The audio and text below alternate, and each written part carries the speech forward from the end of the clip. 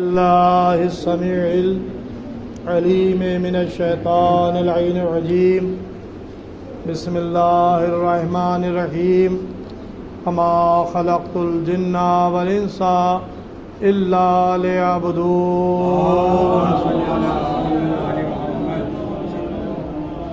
کل کی گفتگو کو آگے بڑھاتے ہوئے میں نے آج بھی اسی آیہ کریمہ کی تلاوت کا شرف حاصل کیا ہے جس میں ارشاد الہی ہو رہا ہے تاکید کے ساتھ۔ تاکید کیا ہے؟ یعنی پہلے کسی چیز کی نفی کرنا اور پھر اسی بات کو اس بات میں بیان کرنا، جیسا کہ آپ کے کلمے میں بھی ہے لا الہ، یہ کیا ہے؟ انکار ہے۔ تو اگر یہیں تک کہ آپ پڑھیں تو یہ کلمہ کفر ہو جائے گا۔ الا اللہ، اب یہ کلمہ ایمان ہو گیا۔ یعنی گویا مقصد یہ ہے کہ پہلے نقلی خداؤں کا انکار کرو، پھر وحدہ لا شریک کا اقرار کرو۔ اب اکثر لوگ یہ سوال کرتے ہیں، بات آ گئی ہے لا الہ الا اللہ محمد رسول اللہ کی، کہ آپ کا کلمہ کیا ہے؟ تو بھائی یہ میں درگاہ حضرت عباس علیہ السلام لکھنؤ کے اس ممبر سے یہ اعلان کر رہا ہوں کہ دو کلمے ہیں۔ ایک ہے کلمہ طیب جو تمام عالم اسلام میں رائج ہے، لیکن اس کلمے سے انسان اسلام میں تو داخل ہوتا ہے، ایمان میں داخل نہیں ہوتا۔ لا الہ الا اللہ محمد رسول اللہ اگر آپ کلمہ پڑھیں گے تو یہ دائرے اسلام میں داخل کرنے کے لیے کافی ہے، لیکن دائرے ایمان میں داخل ہونے کے لیے آپ کو علی ولی اللہ کی گواہی دینا پڑے گی۔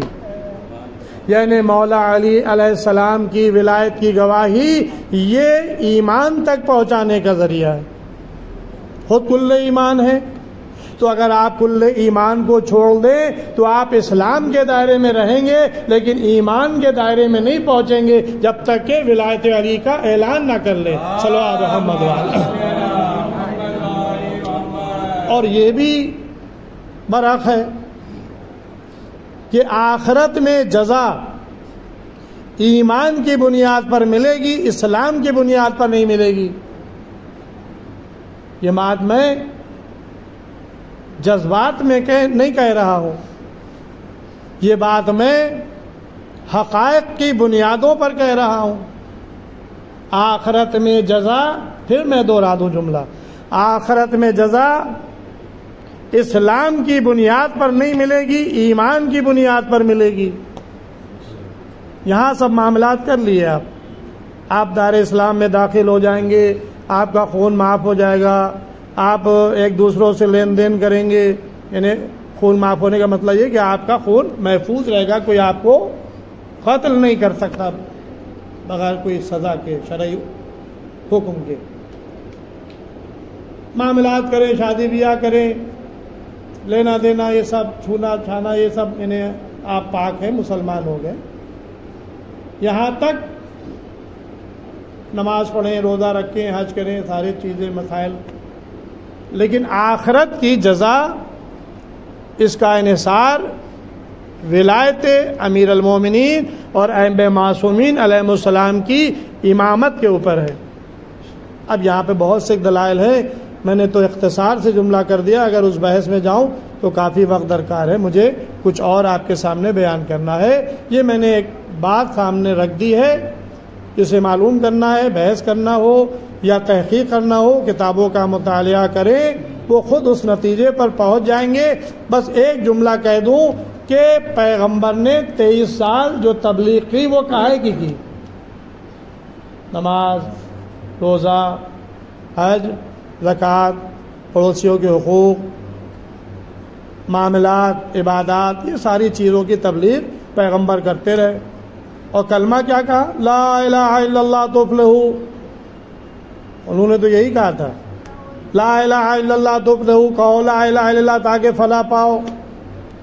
مولا کائنات نے جب کلمہ پڑھا تو انہوں نے پیغمبر کی رسالت کی گواہی بھی دی. تو اب کلمہ صرف لا الہ الا اللہ نہیں رہا، لا الہ الا اللہ کے ساتھ پیغمبر کی نبوت کا اقرار محمد الرسول اللہ بھی ہوا. 23 سال پیغمبر کی تبلیغ ہوئی اور 23 سال کے بعد حجت الوداع جب آپ آخری حج سے واپس پلٹ رہے تھے تو کیا یہ قرآن کی آیت نازل نہیں ہوئی؟ یا ایھا رسول بلغ ما انزل الیک من ربک، اور اس میں یہ جملہ نہیں آیا وَإِن لَّمْ تَفْعَلْ فَمَا بَلَّغْتَ رِسَالَتَهُ، اگر آپ نے یہ پیغام نہ پہنچایا تو گویا کار رسالت ہی انجام نہیں دیا.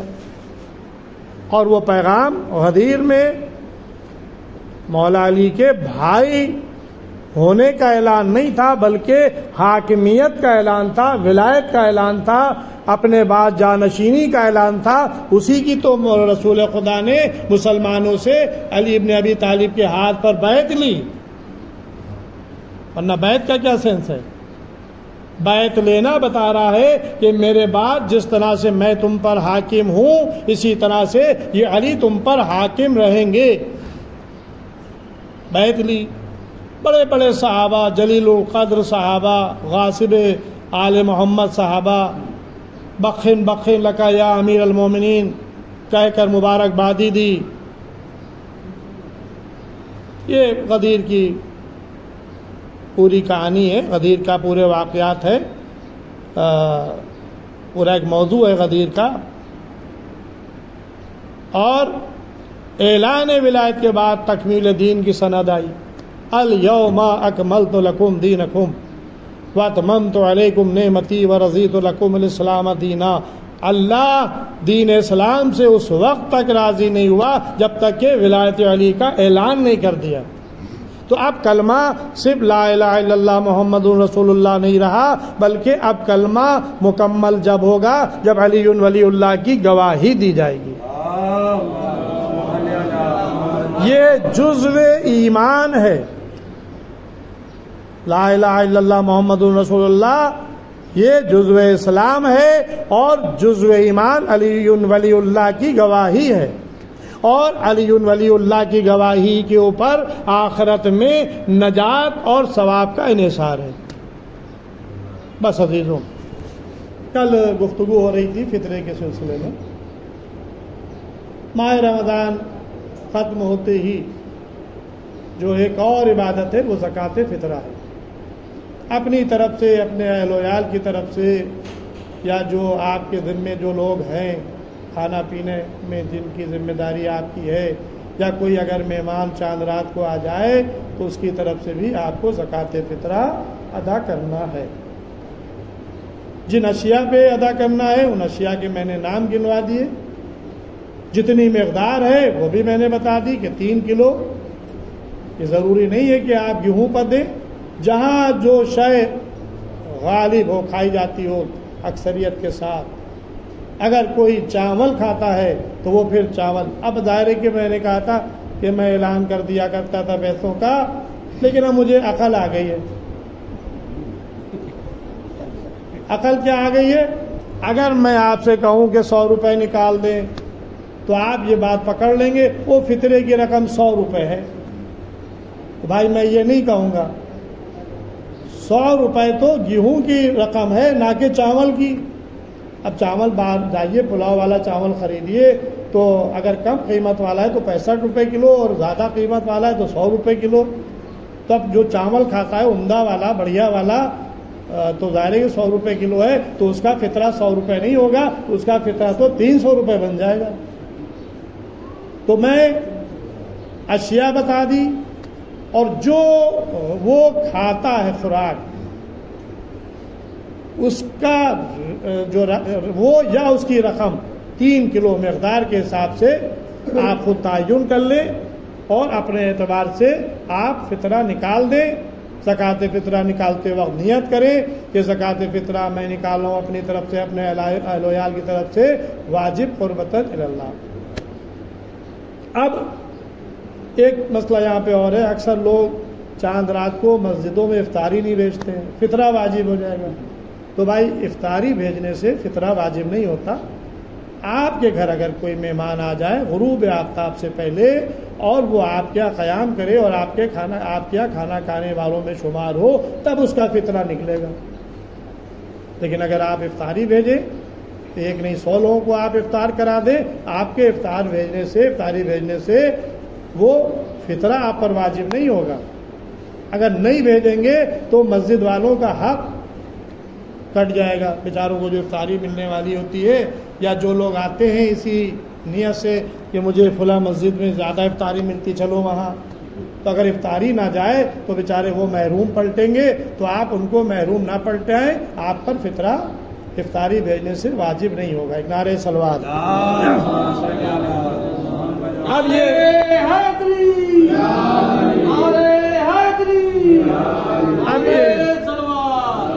فطرہ کسے دیا جائے، اب یہ ایک مسئلہ ہے. فطرہ مومن کو دیا جائے اور شیعہ اثنا عشری کو دیا جائے، مسکین کو دیا جائے.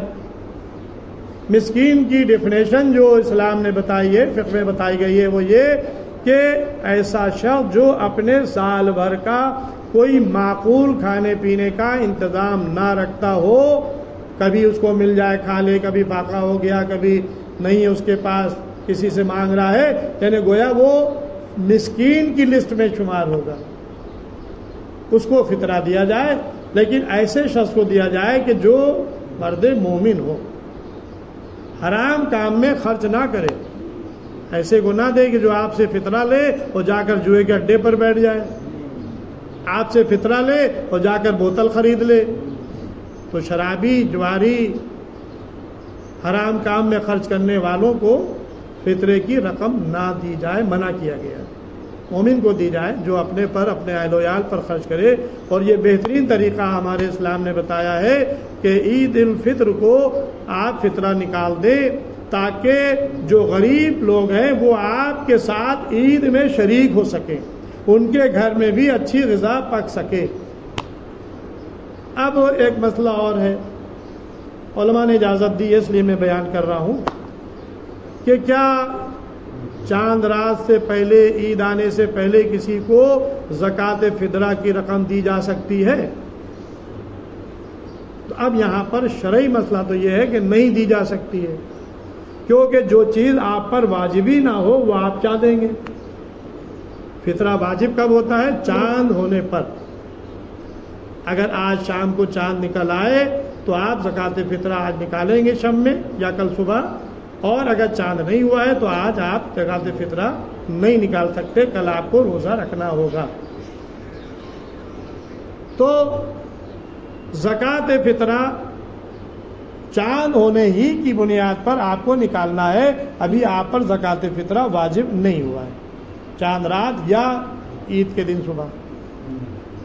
اب اگر کوئی مستحق ہے، غریب ہے، پریشان حال ہے، آپ اس کی مدد کرنا چاہتے ہیں اور آپ یہ بھی چاہتے ہیں کہ ہم اس کو فطرے ہی کی رقم دیں، تو اب شریعت نے ایک راستہ دوسرا نکالا.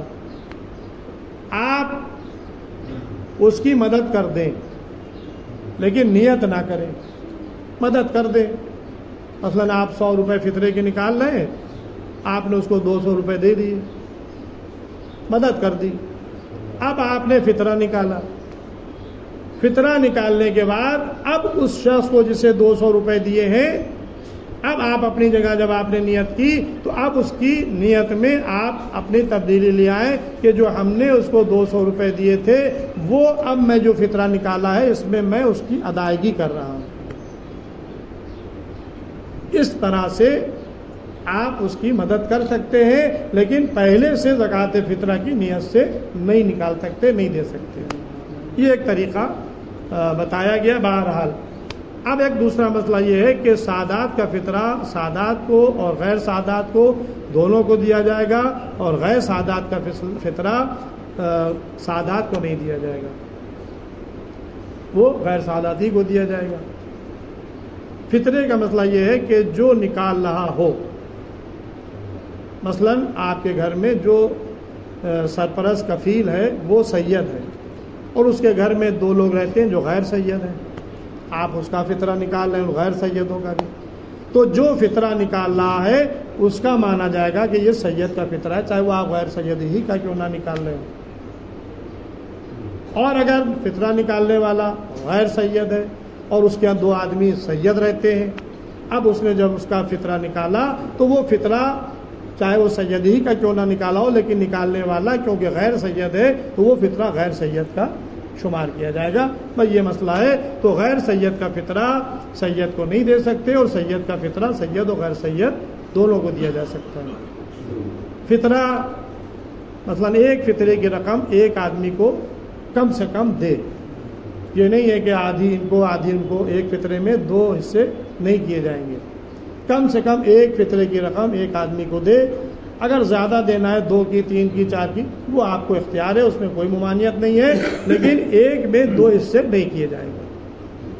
بس عزیزوں، ہم نے جو یہ عمل آپ سب نے اور ہم سب نے جو جس کو جتنی توفیق ہوئی جتنا اس نے عمل کیا ہے، خداوند عالم اس کی عمل کو بارگاہ الہی میں قبولیت حاصل ہو اور آئندہ اسے اعمال صالح کی توفیق ہو۔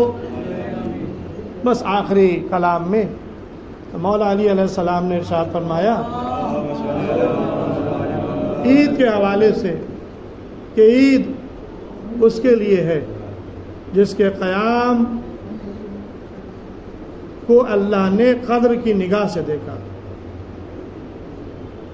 روزے رکھے، نمازیں پڑھی، قیام میں رہا، تو اللہ نے اس کے عمل کو قدر کی نگاہ سے دیکھا، اس کے لیے عید ہے۔ اور پھر فرماتے ہیں ہر وہ دن عید کا دن ہے جس دن انسان گناہوں سے بچے، گناہ نہ کرے، جس دن انسان کے عمل سے کوئی گناہ سرزد نہ ہو، وہی دن اس کے لیے عید کا دن ہے۔ یہ ہمارے آپ کے پہلے امام علی علیہ السلام کا ارشاد گرامی ہے۔ تو ہماری خلقت کیوں ہوئی؟ وما خلقت الجن والانس الا لیعبدون، نہیں خلق ہم نے جنوں اور انسانوں کو مگر اس لیے کہ وہ ہماری عبادت کریں۔ عبادت معرفت الہی، جب اس کی معرفت حاصل ہو جائے گی تو اس کی عبادت ہوگی، اس کی بندگی ہوگی، اس کے احکام کی پابندی ہوگی، اس کا مطیع و فرما بردار بندہ بن کر انسان زندگی گزارے گا۔